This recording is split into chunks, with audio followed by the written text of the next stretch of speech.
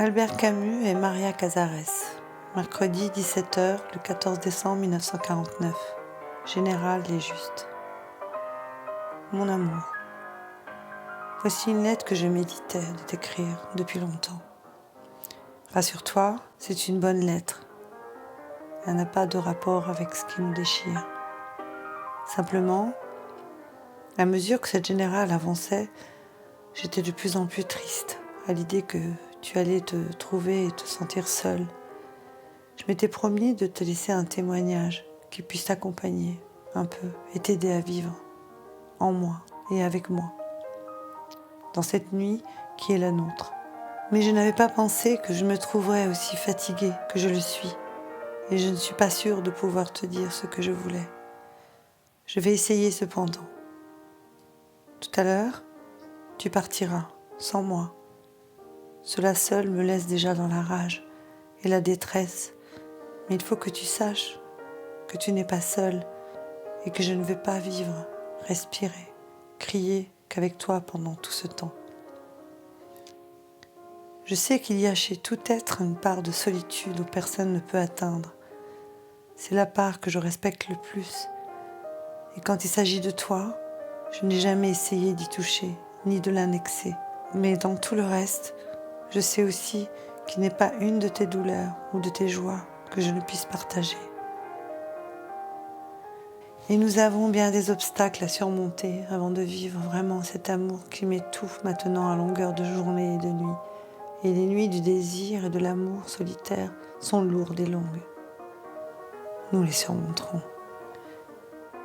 Mais je sais déjà que je suis liée à toi par le lien le plus fort qui est celui de la vie. C'est cela que je voulais t'expliquer, parce que je n'ai jamais su le faire. On dit quelquefois qu'on choisit tel ou tel être. Toi, je ne t'ai pas choisi. Tu es entré par hasard dans une vie dont je n'étais pas fière.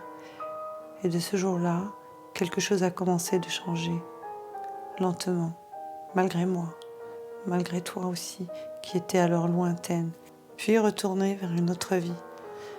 Ce que j'ai dit, écrit ou fait depuis le printemps 1944 a toujours été différent, en profondeur de ce qui s'est passé pour moi et en moi auparavant. J'ai mieux respiré, j'ai détesté moins de choses, j'ai admiré librement ce qui méritait de l'être. Avant toi, hors de toi, je n'adhérais à rien.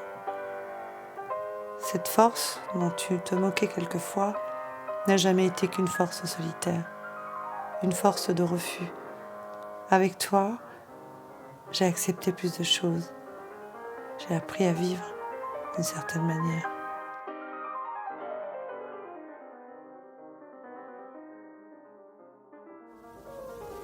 Quel silence, quel silence. Mais c'est cela, l'amour. Tout donner, tout sacrifier sans espoir de retour. Et peut-être. C'est l'amour absolu, la joie pure et solitaire. C'est celui qui me brûle, en effet. Et à certaines heures, pourtant, je me demande si l'amour n'est pas autre chose. S'il peut cesser d'être un monologue et s'il n'y a pas une réponse, quelquefois. J'imagine cela, vois-tu.